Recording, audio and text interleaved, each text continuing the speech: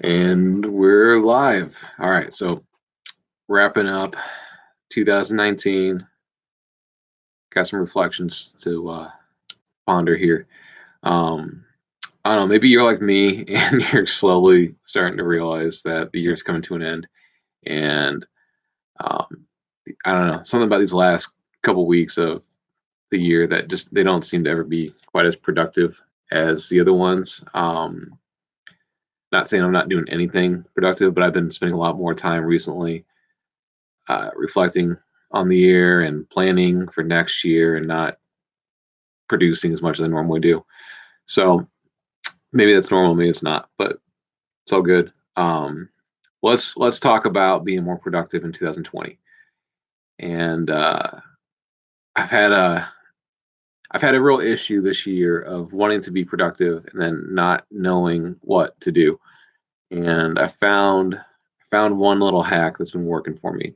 So I got a notebook somewhere around here. I think it's this one, maybe one of these like moleskin notebooks. And I wrote out my typical weekly schedule. So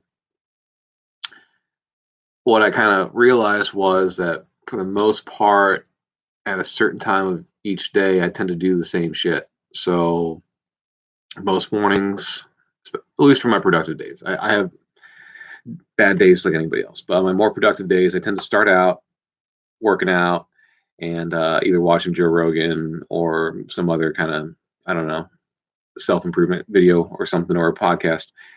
And then after I do that, I tend to write either for an email or for one of my blog posts or sometimes for an upcoming book.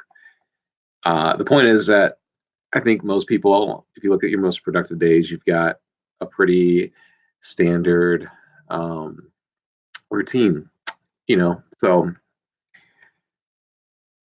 why not keep track of this? Why not write down what works for you? And that way, when you have these days where you're not productive and you're struggling, you have something to look at and consult. So I wrote it out, and I've got a list. Probably not going to see if I hold it to the camera, so why bother? But I've got a list, and across the top of it, it's days of the week: Monday, Tuesday, Wednesday, yada yada. On the y-axis side, it's got the hours of the day, and I started writing out what I plan on doing each time of the day. So I start out pretty much every day working out. After that, I do some writing.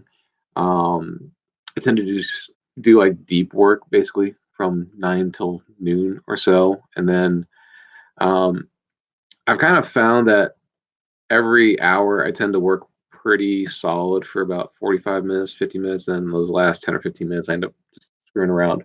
So I account for that. I accept that.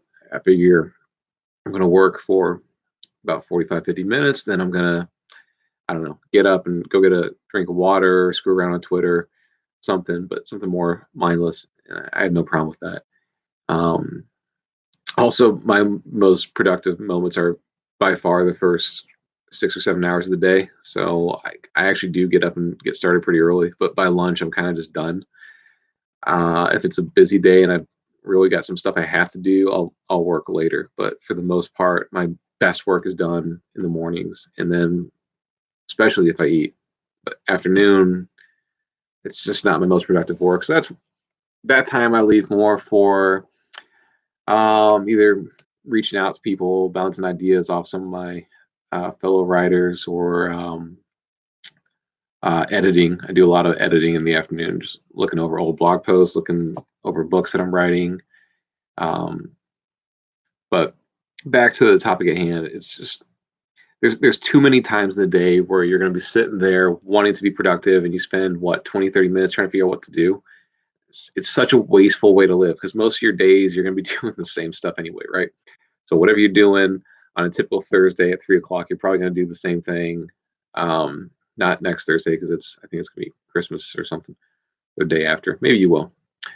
But typically you're going to be doing the same thing every day at the same time, more or less. So why not get yourself on this little routine? And it's not meant to be something you do every single day. It's okay to break from your routine, but the idea is that when you start getting lost and you're fading and you don't know where you're going, you've got this set of the schedule that you can adhere to if you need to. And Next to that, I also have a list of, say, to do or tasks or whatever, and I usually break them down where there's the mandatory stuff that just has to get done. Um, I tend to keep that on the first thing I see, and then next to that, I'll have a list of stuff that needs to get done, but not necessarily as pressing. And then after that, it's just weird projects, fun things that I want to do. Um, and it helps me kind of stay on track, stay organized. So, most people I think are just kind of bouncing from idea to idea, from impulse to impulse. Like it's it's different when a lot of people are stuck in that mindset of being told what to do. Maybe you are constantly told what to do. Your boss may do this or someone does, but once you start working these more self-motivated type of jobs, especially if you're self-employed or if you're working on your side project, you find out that you have to motivate yourself. And sometimes you realize that having a boss to yell down your throat telling you what you need to do is kind of a blessing in some ways. Keeps you focused. Um, I think people take that for granted. And this is one way that I've found to kind of keep myself on track. Um, Another thing is um, finding the right inspiration or creative spark. So I don't struggle with this as much as I used to, but there's plenty of people that will have times where they don't know what to write about or they don't know what to think about. So I keep a set of books next to my computer when I'm working. I've read a few of them. They tend to be books that you can read like in short spurts. So, for example, like the day starts kind of dragging. I can start um, looking through it, and it tends to give me that creative spark to think about something to write about or something to say. And you need to. We talk about like creation versus consumption a lot, but you need some consumption, otherwise you're not going to know what to talk about.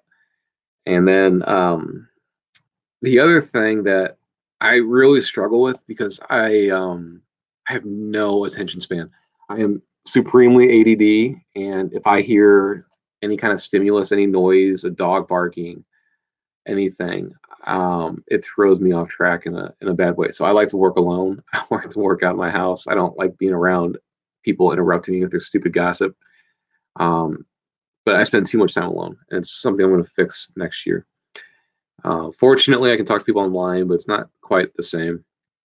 So, one thing I recommend if you work at home or if you're stuck working alone is somehow find a way to get out. So, I think my new plan starting next year is on Fridays, or we'll see what day it turns out to be. Probably Friday. I'm going to pack up, go down to the local coffee shop, and work at the coffee shop there. And I know you can do this at Starbucks, but kind of don't like them, so I'm probably going to do it at my local place.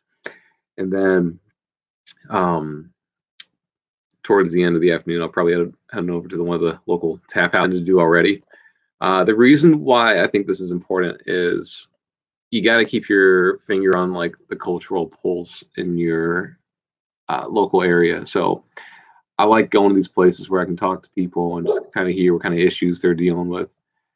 And you know, sometimes we get stuck in these echo chambers, especially when you're online, especially when you choose who you follow and stuff. So by going out into public and interacting with the general public, it creates a much more randomized. It's still an echo chamber, but it's a different one at least. So I think that's another one of these improvements and tweaks that I needed to add. I think a lot of people need to add this. Anyway, I'm gonna start doing more videos. I'm not good at sticking with them because I don't like doing them, and they take a lot of work.